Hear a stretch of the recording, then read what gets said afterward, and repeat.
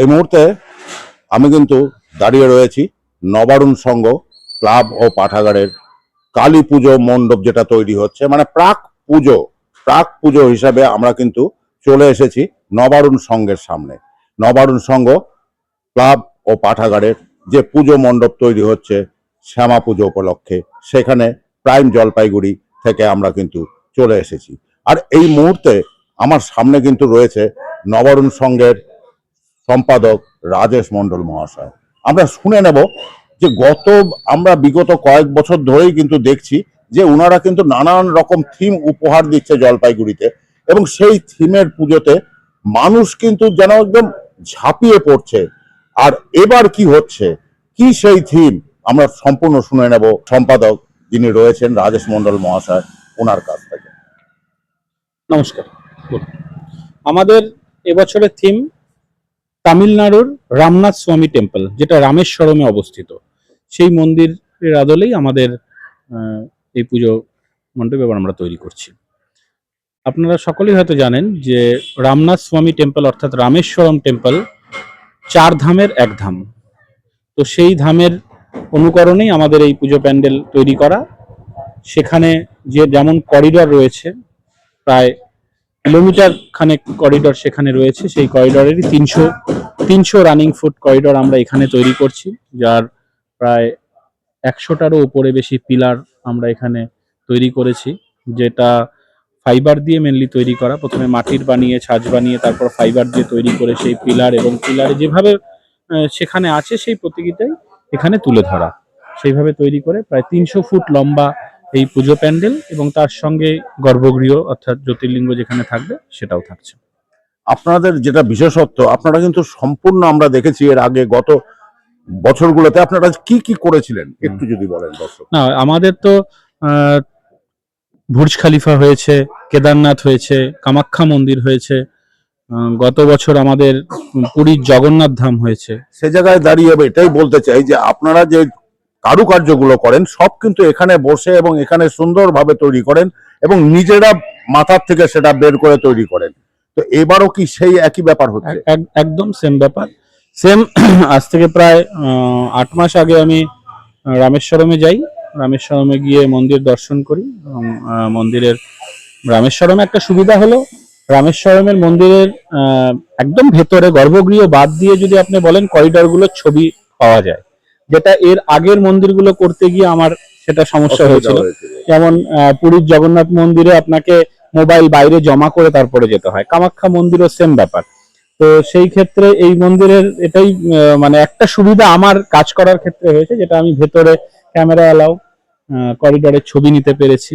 তো আমি একটাই কথা বলতে পারি যে জগন্নাথ মন্দিরে কাগজ কলম নিয়ে ঢুকে কোনো ছবি এঁকে তারপরে এসে এখানে যে আমার ফাইবার আর্টিস্ট আছে, যে মৃৎশিল্পী আছে, তাকে বোঝানো যেরকম একটা ব্যাপার, এই ক্ষেত্রে আমি কিছুটা এগিয়ে, কারণ এবার একদম ছবি পেয়েছি, তাই একদম নিখুঁতভাবে আমি চেষ্টা করছি সেই ওখানে যেই কারুকার্যগুলো আছে সেই কারুকার্যগুলোকে একদম এখানে তুলে ধরার, এবং সেইভাবে আপনারা দেখতেই পাবেন ভেতরে মন্দিরে প্রবেশ করলে, এবং যখন ওই ভেতরে যেখানে আমাদের ফাইবারের কাজ হচ্ছে সেখানে গেলেও দেখতে পাবেন ঠিক সেম ভাবেই ছবিগুলোর সঙ্গে অ্যাকুরেসি রেখে কিন্তু আমাদের। এবার কি পুজোটা একটু অন্য জায়গায় হচ্ছে? হ্যাঁ, একদম। মানে সবার একটা বক্তব্য ছিল পুজোটা সবসময় ভেতরে হয়ে যাচ্ছে।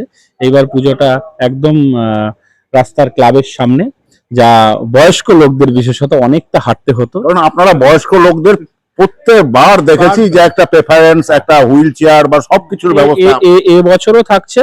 এবছর আরো কিছু মাথায় আছে বয়স্ক সিনিয়র সিটিজেনদের জন্য, তারপর যারা একটু হুইল চেয়ারে যাদের প্রয়োজন আছে তাদের জন্য, এবং প্রেগনেন্ট মহিলাদের জন্য আমাদের যে ইভিনিং এর আগে, মাত্র পুরো ভিড় হওয়ার আগে আমাদের ওই প্রিভিলেজ এন্ট্রি আমাদের ব্যবস্থা রয়েছে। এবার এই প্রিভিলেজ এন্ট্রি দিয়ে তাদেরকে আমাদের ভলেন্টিয়াররা পুজো প্যান্ডেল দর্শন করিয়ে নিয়ে আসবে, সেরকম ব্যবস্থা রাখা হয়েছে। তাহলে আপনারা কিন্তু শুনলেন নবারুণ ক্লাব যে সম্পাদক রয়েছে তার বক্তব্য কিন্তু আপনারা শুনলেন যে এবার কিন্তু বয়স্ক লোকদের আরো সুবিধা আছে এখানে আসার ক্ষেত্রে। আপনারা কিন্তু এই মুহূর্তে দেখতেই পাচ্ছেন যে কি সুন্দরভাবে সেই সব কাজ চলছে। আমরা প্রাক পুজো পরিক্রমায় এসে আমরা কিন্তু সেই দৃশ্য দেখাচ্ছি আপনাদের।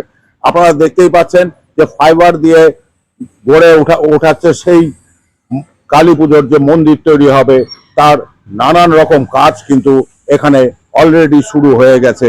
সেই চিত্র আপনারা দেখতে পাচ্ছেন, সরাসরি আপনাদের সামনে আমরা সেই চিত্র তুলে ধরছি নবারুণ সংঘ ক্লাব ও পাঠাগারের যে এবার শ্যামা পুজো রয়েছে না, সেই শ্যামা পুজোর জায়গা থেকে আপনারা দেখছেন সেই চিত্র। আপনারা কিন্তু এই মুহূর্তে দেখতে পাচ্ছেন যে সেখানে কিন্তু নানান রকম কাজ চলছে, যে কাজগুলো রং দিয়ে এবং ফাইবার দিয়ে তৈরি হচ্ছে, পিলার গুলো তৈরি হচ্ছে।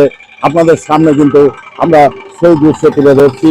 আপনারা দেখছেন সেই দৃশ্য নবারুণ ক্লাবের সামনে থেকে আপনারা কিন্তু সেই দৃশ্য দেখছেন।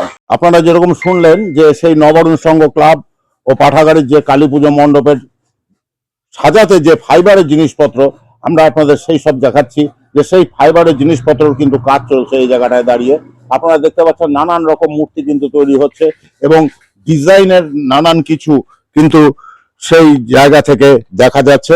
আমরা দেখতে পাচ্ছি যে যারা এই কাজের সাথে যুক্ত তারা কিন্তু এই কাজ করে চলেছে। একটু প্রশ্ন করব, কি কি লাগছে এই কাজটা করতে? রেজিন আছে, পাউডার আছে, ম্যাট আছে, আর হার্ডনার কোবাল্ট, যেটা আমাদের মিক্স করলে শুকায় তাড়াতাড়ি। হার্ডনার কোবাল্ট কতদিন ধরে কাজ করছে? হয়ে গেছে 1-1.5 মাসের উপরে। আর মানে কয়েকদিন তো হাতে রয়েছে। আর কয়েকদিন হয়ে যাবে আমাদের কাজ। Thank you. তো আপনারা কিন্তু শুনলেন যারা এখানে কাজ করছে তাদের বক্তব্য আপনাদের সামনে তুলে ধরলাম। আপনারা কিন্তু দেখছেন এই যে চূড়ো তৈরি হচ্ছে, এখানে কিন্তু প্রথম গেট তৈরি হচ্ছে এবং এখান থেকেই এন্ট্রি শুরু হয়েছে। ভেতরে আপনারা দেখছেন সেই চিত্রই আমরা আপনাদের সামনে তুলে ধরছি। আপনারা দেখছেন সেই চিত্র। আপনারা সেই জায়গায় আপনারা দেখতে পাচ্ছেন, সেই জায়গা থেকে দাঁড়িয়ে আমরা কিন্তু সম্পূর্ণ চিত্র তুলে ধরলাম প্রাক কালী পুজো হিসাবে। আজ কিন্তু আপনাদের সামনে তুলে ধরলাম নবারুণ ক্লাব ও পাঠাগারের পুজো মণ্ডপের তৈরি যে চিত্র রয়েছে, সেই তৈরি চিত্র কিন্তু আজ আপনাদের তুলে ধরলাম। রামেশ্বরম টেম্পল, হ্যাঁ, রামেশ্বরম টেম্পল কিন্তু হচ্ছে এই বছরের পুজোর থিম। আমরা সেই চিত্রই আপনাদের সামনে তুলে ধরলাম। ক্যামেরা ইস্যুর সাথে আমি সৌমিত্র, প্রাইম জলপাইগুড়ি।